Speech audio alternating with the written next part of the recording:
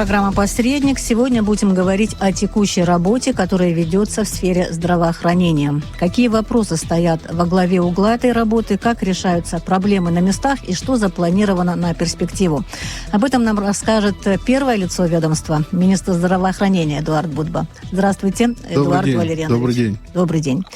Итак, обсудим текущую работу ведомства. Недавно прошло совещание с главврачами городских и районных больниц. На повестке был в том числе кадровый вопрос.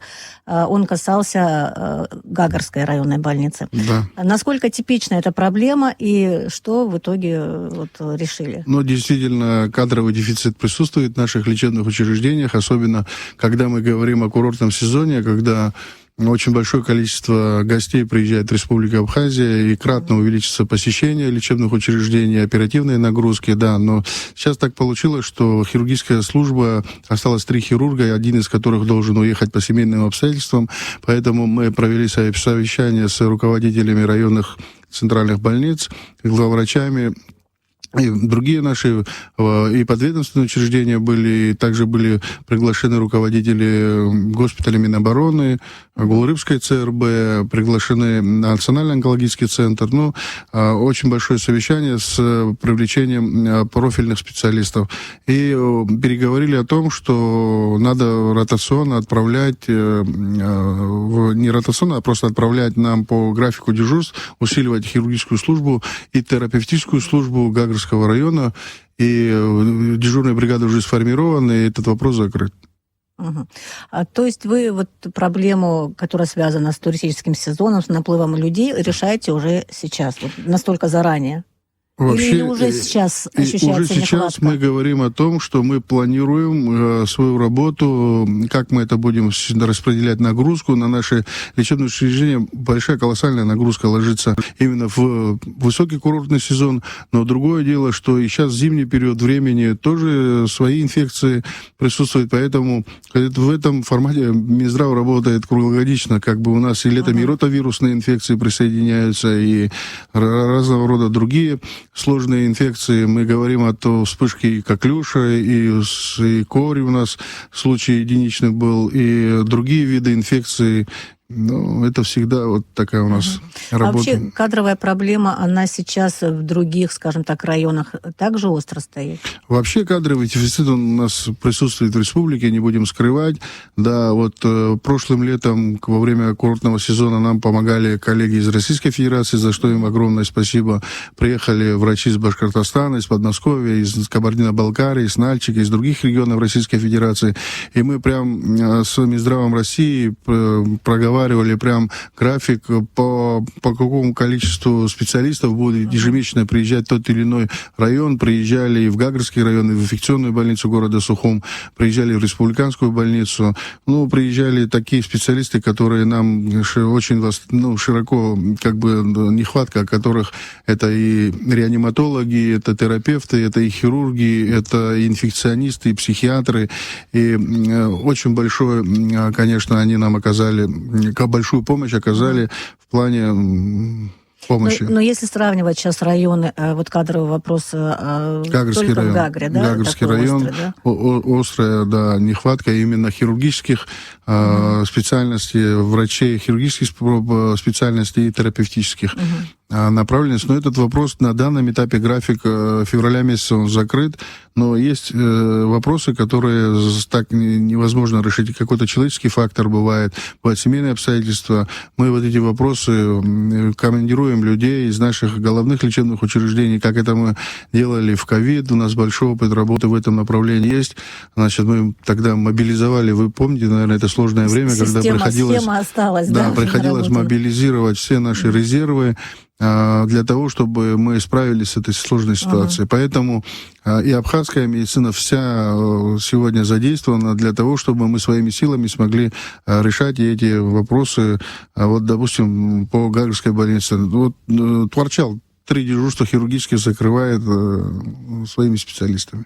Вот. Ну, и республиканская больница, и другие наши лечебные учреждения также включились, все главные врачи понимают, что это не другое государство, это не другой город, это наш город Гагра, Республика Абхазия, поэтому мы, Хайдгылан, все вместе будем решать эти вопросы.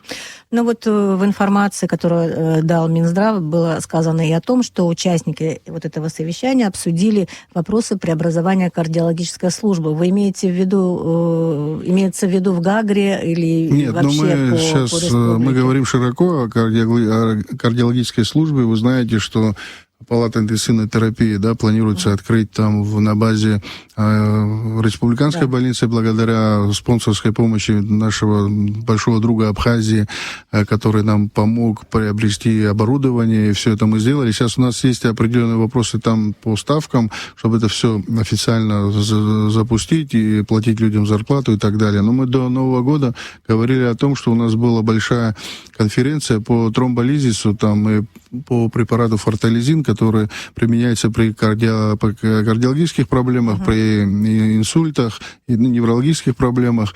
И сегодня мы пользуемся, допустим, актелизи препаратом. Это иностранный препарат, достаточно хорошо себя зарекомендовавший, но достаточно дорогой. Есть хороший препарат фортализин, который вот также уже россияне выпускают. И специалисты приехали. Мы вот сейчас вот уже 6 упаковочек дали республиканской больнице на случай того, что если понадобится в кардиологической службе, значит, будет задействован этот препарат. Также отдали 6 упаковок во второй горбольнице кардиологическому отделению. Поэтому в этом направлении мы говорим о том, что ситуация, она как бы движется вперед. Но глобально о том, о чем мы говорили и, наверное, на встрече с министром здравоохранения Российской Федерации Михаилом Альбертовичем Мурашко, о том, что нам нужна своя кардиохирургическая служба. Мы говорим о ангиографии, мы говорим о коронарографии, о стентировании, о золотом часе, когда здесь и сейчас надо это все сделать. Да, Российская Федерация нам очень серьезно помогает, но есть логистические моменты, есть такое понятие, что довести, допустим, пациента до 4-й больницы города Сочи, курортный сезон, лето, перегруз транспортных магистралей, граница, а далее, если нужно в Краснодар, то это минимум 6, а то и 7 часов, Джубга переполнена в курортный сезон, и не всегда удается, вовремя, как мы планируем, доставить пациента. Да, и санавиация, и вертолет вызываем из Краснодара, россияне нам помогают в этом. Никогда, если честно, не было таких отказов, потому что мы понимаем о том, что пациент, согласовываем эти виды помощи, пролетает вертолет с первой больницы Краснодара Ачаповского в Сочи, в 4-ю городскую больницу, это вот по линии санавиации, а мы доставляем пациента в Сочинскую больницу, и там есть вертолетная площадка.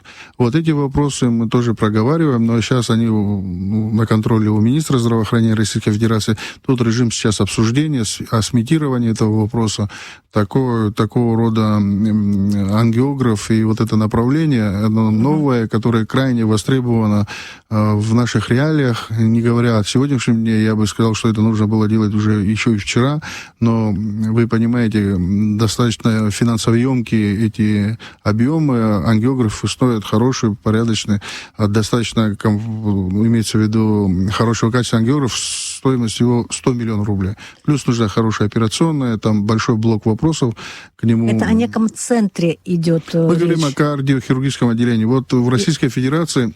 В республиканской больнице. Да, я сейчас поясню. В Российской Федерации есть такой региональный сосудистый центр. 300-500 тысяч населения, региональный сосудистый центр. Если происходит ситуация кардиологического характера, человека туда привозят, значит, они делают коронарографию, при необходимости стентируют, и там вот это правило золотого часа спасает жизнь, а потом уже в плановом порядке, вне острого периода, уже можно там и говорить о плановом оперативном вмешательстве, может, уже в других федеральных центрах, где там оснащение другое и так далее. Вот такого формата нам, учитывая наше население, нужен ангиограф, и чтобы мы здесь могли эту службу как бы наладить. Что в перспективе? Мы говорили, я помню, мы и ранее говорили, где-то там несколько месяцев назад, что хотелось бы, что такой проект есть, что он задуман. Он мы сейчас с Михаилом Альбертовичем проговаривали этот вопрос. Вот мне сейчас надо еще поехать в Москву, кое-какие вопросы еще переговорить. надо там по ряду проблем еще раз повстречаться с коллегами из Министерства здравоохранения Российской Федерации, и не только. Поэтому вопрос ангиографа, он на контроле в Минздраве России, совместно с Минздравом Абхазии. Надо решить вопрос, как это все будет сделано, какова смета вопроса, и дополнительно объект, на котором все это будет устанавливаться, но это, понятно, республиканская больница, это головное лечебное учреждение страны. Мы хотим, чтобы это было в единой базе, потому что нужна и реанимация, нужны и дополнительные блоки операционных. Это все весь такой большой комплекс, который нужно делать на базе крупного лечебного учреждения. Но, тем не менее, препараты, которые необходимы, сейчас уже есть, да, и они в распоряжении наших врачей. Да. Ну, если мы говорим о текущей работе, мы не можем не затронуть проблему того, что сейчас идут верные отключения на несколько часов в сутки, отключается электричество. А что касается состояния наших медицинских учреждений вот в эти периоды, как обходятся? Везде ли есть вот необходимый дизель, да, дизель такой мощности, который мог бы запускать работу, скажем так, необходимого там оборудования и так далее? Вот какова ситуация? Ну, перед началом зимнего сезона и перед началом летнего курортного сезона я лично объезжаю практически все лечебные учреждения на предмет готовности к сезону, да. В данном случае к зимнему сезону мы понимаем, что нагрузки на электросети растут из года в год, поэтому мы стараемся, чтобы наши дизель-генераторы были исправны.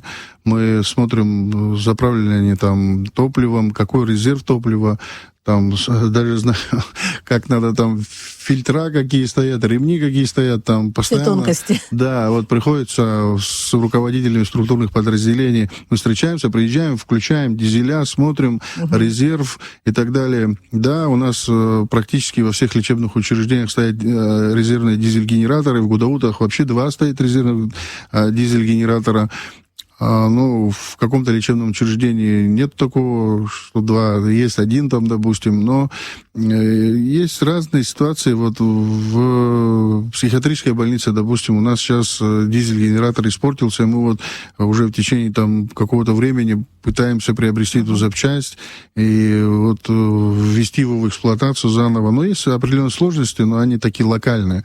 Вот. Основные крупные лечебные учреждения, они оснащены нашими мощными, да, и все ЦРБ, дизель-генераторами, и республиканская больница, есть объем определенный дизеля, который хранится у нас на случай чрезвычайных ситуаций. Вы знаете, вот недавно была такая ситуация по погодным условиям, упали деревья на республиканской трассе, парализовано было движение практически на 1,5-2 часа, учитывая те осадки, которые вообще могут быть, да, там, но мы имеем определенный запас топлива для того, чтобы мы в автономном режиме хотя бы сутки могли работать все лечебные учреждения от резервного дизель-генератора. Кстати, вот если говорить о сырье, на котором работает дизель, это проблема приобрести необходимое количество? Есть определенные сложности, да, но мы всегда с резервом подходим к этим вопросам. Нам всегда помогает и государство, понимая важность и значимость этого направления, это человеческой жизни, поэтому тут нам все помогают. Я думаю, никто не откажет лечебному учреждению, даже если какая-то своего рода время, ну, не своевременная не будет, допустим, оплаты или там попросить в долг, там, я думаю, наши топливные компании всегда медикам помогали и помогают, тут вопросов никаких нет, потому что это касательно жизни наших граждан и всех тех людей, которые могут оказаться в такой сложной ситуации. А что касается поликлиник, да, понятно, больницы там как-то более к этому делу относиться, и это правильно, да, ну, необходимо. А поликлиники, там тоже какие-то анализы сдают, и какие-то там не знаю, рентгены проводят, и прочие исследования, да, а тоже нужна аппаратура в определенное время, чтобы она работала. Вы знаете, большой пласт вопросов сегодня закрывается, да, Министерством здравоохранения, старается решить вопросы, которые крайне сложные, крайне архиважные и так далее. Тоже направление поликлинического звена очень важно. Люди впервые иногда обращаются за своей помощью в учреждение головное. Да. Приходят в поликлинику по месту жительства. Да, есть большие вопросы с энергообеспечением в плане резервных дизель-генераторов. Это у нас следующий этап, когда мы сможем спокойно к этому формату вернуться. Тут вопрос еще даже не столько к Министерству здравоохранения, сколько к администрациям районов, потому что все ЦРБ и поликлиники, они прикреплены к главам администрации, к администрации районов. Поэтому тот вопрос, о котором я говорил и говорю, что нужна централизация, чтобы это была единая вертикаль под управлением Минздрава. Сегодня районные центральные больницы и поликлиники подчиняются главам администрации напрямую. Вот у меня был этот вопрос, но в конце я хотела спросить, что-то движется в этом направлении? Движется. Есть какие-то успехи? Могли бы поделиться информацией? Мы готовим письмо на имя руководства страны для того, чтобы этот формат, нас слышат, но это вопрос бюджетирования на местах. Это не такой легкий вопрос, который можно решить в одночасье. Каждые районы по-своему бюджетируются. Это определенные финансовые условия, которые заложены в бюджет из года в год. Там, и это просто так вот передать Минздраву, это же нужно еще финансовую составляющую. Это же заработные платы, это оснащение, это ГСМ, это лекарственные препараты. Это большой блок вопросов. Это не просто взять... Чисто сферу здравоохранения можно было бы изменить, мне кажется, мы говорим о том, что в стране, учитывая количество нашего населения и локацию, что можно за 2 часа всю страну проехать на автомобиле, что я делал неоднократно в ковид, и был и в Гаграх, и в Гудаутах, и в Творчалах, и возвращался, и там Гал, Чимчира, неважно. Все это можно проехать, посмотреть, проконтролировать лично. Эти вопросы для нас не новые. Мы перед каждым курортным сезоном и в ковид эти вопросы, проезжали все лечебные учреждения, смотрели.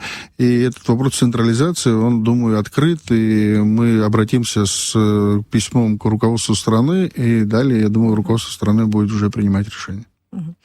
Вы затронули, как-то коснулись инфекционных заболеваний, в частности, то, что у нас сейчас коклюш распространяется. Мы говорили с главным санитарным врачом, она тоже сказала, что ситуация достаточно тревожная, что нет прививок и так далее, и так далее. Вот что вы думаете, что необходимо сделать для того, чтобы купировать распространение этого заболевания? Понимаете, очень сложно говорить о том, да.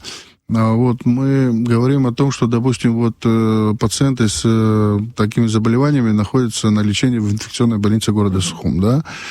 Инфекционная больница города Сухум – это учреждение, подчиняющееся администрации города Сухум напрямую.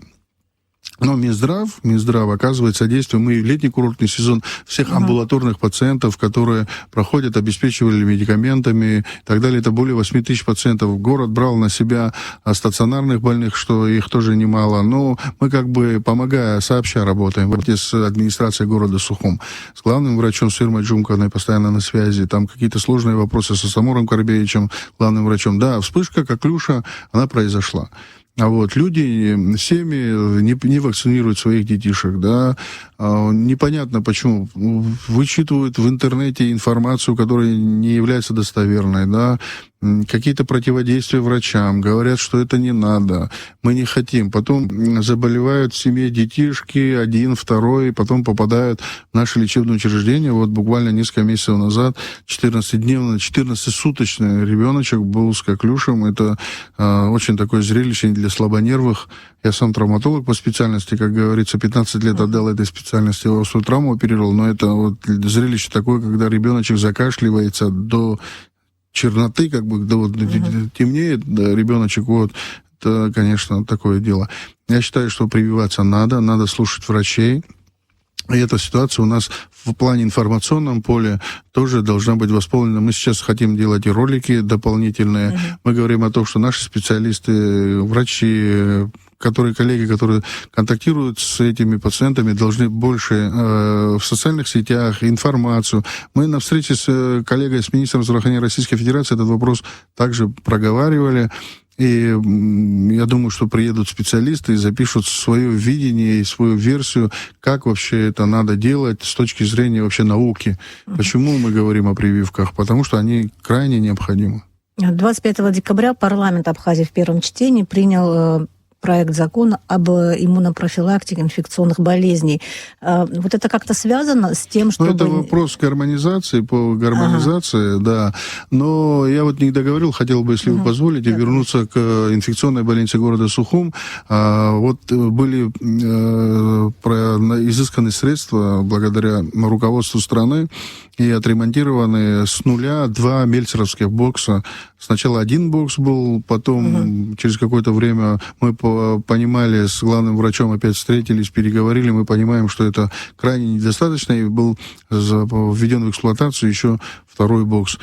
Крайне нужное направление. И там вот эти груднички находились со своими родителями, изолированные абсолютно, потому что такая особо опасная инфекция должна быть контролируемая, понимаете? И вот эти вот мельцевские боксы со 2 санпропускниками по всем параметрам, которые сделаны санэпидрежима, понимаете, с экраном вот таким, может доктор, не заходя, видеть, что происходит, да?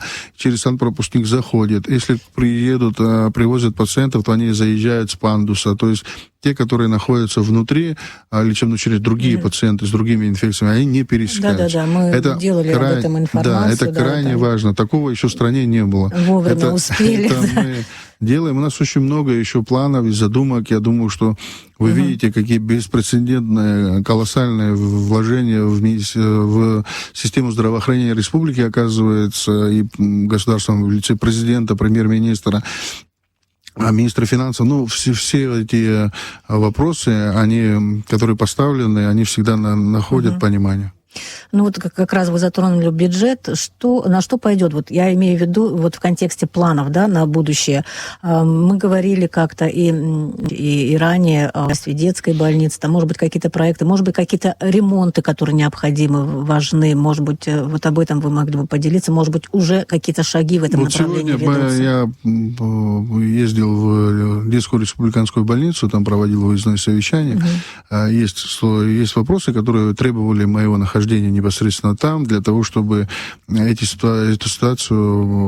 ситуация проходила под моим личным контролем. Там и до оснащения наших лечебных учреждений в плане лабораторной диагностики, в плане там эндоскопического и так далее. Сегодня разговаривал с руководителем управления капитального строительства. Последние там какие-то согласования по сметам, экспертизам уже заканчиваются. В этом году начинается строительство детской республиканской больницы на территории большого комплекса, территории республиканской больницы. То есть мы говорим о том, что детская больница будет построена на территории республиканской больницы. Это будет один большой клинический городок, который облегчит вообще и локацию, и логистику наших пациентов. Поэтому мы в этом направлении также говорим о том, что мы готовы работать. Эдуард Валерьянович, что касается госпиталя, какой-то ремонт там предполагается. Госпиталь какой? Он не относится к Агудзерах? Госпиталь Агудзерский относится к Министерству обороны Республики Абхазия, прямого ведомственного подчинения. Да, я там был несколько раз. Между прочим, Министерство здравоохранения также помогает госпиталю, учитывая то, что район большой, много поступает пациентов и с дорожно-транспортных происшествий, и на плановые медицинские обследования, на хирургическую помощь. Там большой у нас в республике кадровый такой потенциал хороший. Все заканчивают, это же военные, Санкт-Петербургскую военную медицинскую академию заканчивают, приезжают, работают. В прошлом году Министерство здравоохранения операционный блок им передал. Вот мы передали и операционный стол, и лампы, и оснащение, и там кое-какие и по стерилизации моменты. Мы тоже без внимания госпиталь не оставляем, потому что наши пациенты, которые туда попадают, мы лично не разграничиваем, это наш подвид, не наш подвид. Учитывая разные ситуации в мире, обострение каких-то других конфликтов, мы понимаем, что хирургическая служба, она должна быть, и мы ее всегда будем поддерживать.